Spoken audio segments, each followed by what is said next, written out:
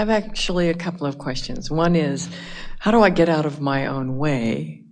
Looking out ahead. By looking out ahead. Okay. Don't look at your feet anymore. I see the things that having... You think that was too simplistic? No, I get that. In fact, I was ready to move on. That was easy. Yeah, that part was easy. Thank you. I see what a facilitator money is, but I find it hard to know what it feels like to have money. Then ignore it. Because there is a facilitator that is, so much more important than money. We can't even find a fractional comparison, and that is energy and alignment. Money comes as a result of it. People will say, well, money is really helpful, and we acknowledge that it is because it affords me all of these opportunities. And we say, well, energy is so much more important than that, and you have it at your fingertips and you squander it.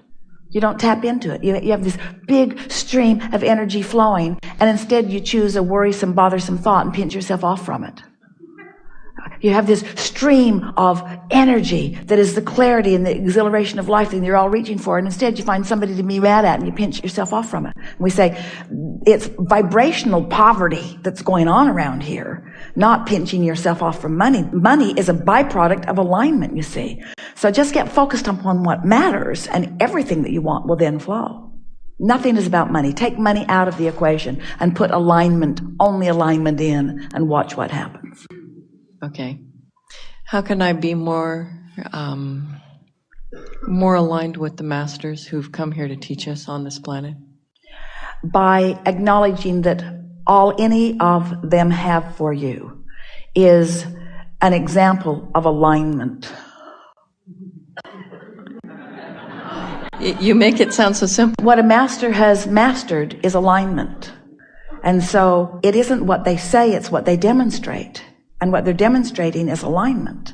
So if you can focus on that, watch their characteristics. How do they seem to be? Are they worried or are they calm? Are they kind or are they mean? Are they frustrated or are they on top of life? Are they eager or are they depressed? Are they happy or are they sad? In other words, look for the emotional indicators of what they're doing with their vibration and mimic it. Let them teach you abundance, teach love, teach healing, have those things present. Well, someone teaches love by loving. You teach through the clarity of your example. We offer so many words, and the words help us focus together. But our intention as we're playing with any of you is to get you focused into a feeling. So your questions are really good questions. And we started to say to you, when you said I have two questions, we started to say we have one answer. And it was alignment, which is annoying. But everything that we offer is everything that we offer. Every process that we've ever offered, every sentence that we've ever uttered, everything that we've ever offered to any of you has been with the intention of guiding you into alignment, which means we're wanting to soothe that thing you're doing that's keeping you from it. And I think that's part of the key too, is learning how to soothe. I need some of my hard drive erased because what I've learned. Or you don't need to erase it, just focus on the most beneficial parts of it. Well, sometimes when emotion comes up, well, that's too late. The emotion is already the indicator of how you've been focusing. That's what we're saying. If you wait until the manifestation or even until the emotion, now you're not out ahead of it. Now you're having the knee-jerk response. And that's what we meant when we were talking about momentum earlier. If you start in a neutral place, you could either promote the momentum that you want or not be a catalyst to the momentum that you don't want. In other words, you could stand in front of the car that's getting ready to roll off into the ocean and you could hold it where you want it to be. Or if you wanted it to move off into the ocean, you could give it a nudge and off it would go. You want to get out ahead of it, you see. And so what most people do, they wait until the momentum's already underway and then they say, now what do I do? And we say, well, all you can do is action, and it's not ever enough. And so then it's like the analogy that we've offered for so many years. You've jumped out of an airplane, you're at 30,000 feet, you have no parachute, and you say, what do I do? And we say, hang on, it'll be over in a little bit. because the momentum is such, there's not a lot for you to do. But if you get out ahead of it, if you envision things the way you want them to be, if you care about how you feel, it's so simplistic that a lot of people can't even hear it. There's just not enough angst or struggle or trauma or drama in it for most people when we say how you feel is everything and you have control of how you feel. And most everybody, to some extent, will argue for their limitations. Yeah, but this made me feel this way, and this made me feel this way, and this made me feel this way. And we want to say to you, it doesn't matter what happened or how you feel about it. You have the option of choosing a better option of how you feel about it.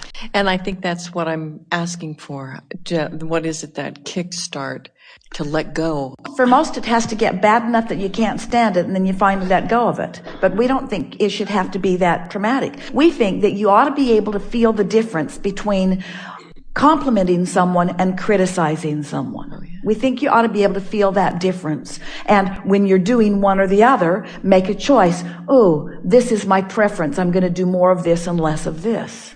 We think you ought to be able to feel the difference between anticipating something that you don't know how it's going to come, but feeling eager about it and worrying about it. We think you ought to be able to feel the difference between worry and anticipation, and we think you have the resources to guide it that way. But we don't think you get on it early enough in your game. We think you blunder into your day, you let stuff happen to you, you observe it, it sets the tone, the momentum's in motion, and then you say, this is too hard. And we say, we know it is hard if you let the momentum get going. That car's going to mow right over you. It's so hard, it's impossible to stop that kind of momentum. And so that's what we mean when we say get out ahead of it. So when you put yourself in your bed at night, acknowledge that this day is pretty much done and tomorrow's going to be a fresh day.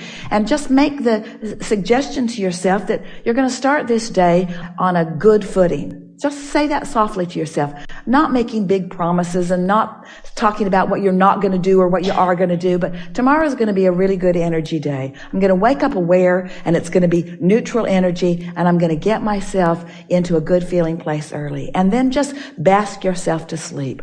Appreciate someone or something. Appreciate something that is easy to appreciate and go to sleep. And when you awaken, lie there for a moment and say, now what was it I was thinking about before I went to bed? Oh yeah, this is a good day. This is a new day. I'm in a neutral zone. I'm in a non-momentum moment right now. If you wake up late, the momentum's already started. You're already late. If you wake up to someone arguing in the other room, the momentum's already started. If you wake up and go immediately to worrying about what you were worrying about yesterday, the momentum has already started. So make the decision that you're going to get out ahead of it. So you might find yourself after 2 or 3 nights and mornings, you might find yourself setting some intentions for yourself. When I wake in the morning, the first thing I'm going to do is drink something really delicious and sit and bask for a little while. And I think my favorite place to do that would be there. Yeah. I think in the morning when I wake up, I'm going to drink something lovely and I'm going to refresh myself and I'm going to sit and bask for just a little while right there. Now, you've already started momentum. Now, some of you are saying, oh yeah, well, like good chance I'm going to have for doing that because when I wake up in the morning, all hell always breaks loose in my life. And we say, all right, so you've already crashed up against some momentum. So you have to take a different tact. So you have to go even more general than that. So you have to start saying to yourself, well, I think I could carve out a place somewhere in my day where I could do something like that, and I'm going to look for more opportunity to do that. In other words, you just have to keep finding more pleasant thoughts and fewer unpleasant thoughts until you convince yourself that you are capable of controlling the direction of the way your day is going to go. And it won't take very much before you start showing yourself that if you give yourself a chance of being in a neutral place where there's no momentum, in other words, you're not doing that thing you do that's taking you off in the direction that you don't want to be and getting defensive right away. If you can just give yourself a few days of this experience of this neutral zone, you'll discover that neutral means the cork will float. That neutral means you'll let go of the cork and the cork will float into the higher frequency. In other words, you don't have to paddle your way up into the higher frequencies. You just have to stop holding yourself down in the lower frequencies. And so it is so much simpler than any of you have been giving yourself. How many of you are enjoying getting out and running every day or any day, some days? How many of you like to take a good run? And have you noticed that when you do it, that there is a momentum in the way you feel? Runners call it getting into a zone. They can't even really explain what it is. But they've started in a neutral place, and the movement itself is distracting them enough from enough other things that it gives them a clear place for their energy, and it allows their energy to raise, you see. And so that's what we're suggesting, is that you get out ahead of it. I had already learned some of that from some of your teachings about go to bed. I have this wonderful bed, and I crawl into bed and I think those good thoughts, and I wake up in the morning and I do that. But then, so like what you are said, some the of the shit first hits the fan. thoughts that you come across in the morning? What are the, just call them out and we'll repeat them. We'll find them. But what are the troublesome thoughts that you're bumping up against? Bumping up against, it's a good way to say it because it's active in your vibration, so you're bumping up against it. What are some of those early morning bumping up against unpleasant thoughts that you're finding? Take it easy there just a little bit. So I feel physically uncomfortable. What else? I don't want to go to work. I didn't get enough sleep. What else? I have too much to do. So now, let's just take those. I have too much to do. When you say that, that just keeps that momentum going. So what if when you go to bed, you will suggest to yourself that eventually I'm going to come into alignment with what I have to do? Just that soft suggestion. Eventually, I'm going to come into alignment with what I have to do. Eventually, I'm going to access the leverage of the energy that creates worlds, and I'm going to get that energy helping me out on some of this. Now, you've already, just with that statement, the night before you made that statement, when you wake up in the morning, if that previous thought had any momentum, it won't be as much momentum as it had before you made that statement. So now you awaken, and you might even notice that for the first time in a long time, you are feeling a little bit of ease. And then you want to stop and say to yourself out loud if you want to, but at least acknowledge that it happened. I am having a realization of some ease. That realization of that ease is a momentum that is different from what I've had before. You see what we're getting at? So that you start noticing that the things that you're saying and that the things you're focused upon in an attitude of more comfort. So let's say you wake up in the morning and your body hurts. When you put yourself in your bed at night, lie there for a little bit and try to find something that makes you feel comfort in your body. Appreciate the softness of the bed or appreciate the comfort of the pillow. Focus upon something that feels good. Try to put yourself in a comfortable position where you are acknowledging this feels good. This feels good. Every time. Last night, the room was occupied until nearly midnight, and so everyone was down here sort of getting ready for you. And some had slept a little bit, most had not, and they knew it was going to be a very short night. And Esther was here playing with them too, and when she went back up and got into her bed, the first thing she said right out loud was, "Ooh, this feels good. Ooh, this feels good.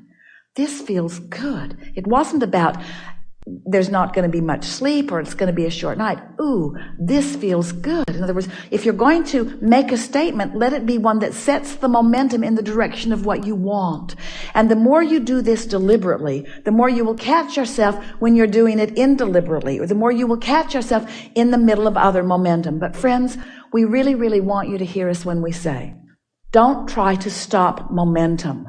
That's what makes you think you can't do it. That's what makes you think you're doing it wrong. That's what makes you think it's too hard. You're trying to stop momentum that is already in motion. Don't worry about stopping it. Let it play out. It's not going to be that bad. Let it play out. Let the momentum play out and put your energy, your mindset, your determination toward getting new energy started. So instead of saying, I'm going to try to get my body to stop hurting, start saying, oh, this feels good. Oh, that tastes good. Oh, this is relaxing. Oh, this is a good thing. Get that momentum going. And it is our promise to you, with far less attention than you have put into almost anything else that you are doing, you will begin to dovetail with this energy that creates worlds, and you'll begin to feel momentum. And it won't take long before you'll begin to feel a sort of invincibility. You'll feel so invincible that you'll be watching something on television that's not going your way, and you'll say, I want, and when it happens, you'll say, Thank you very much. Thank you very much.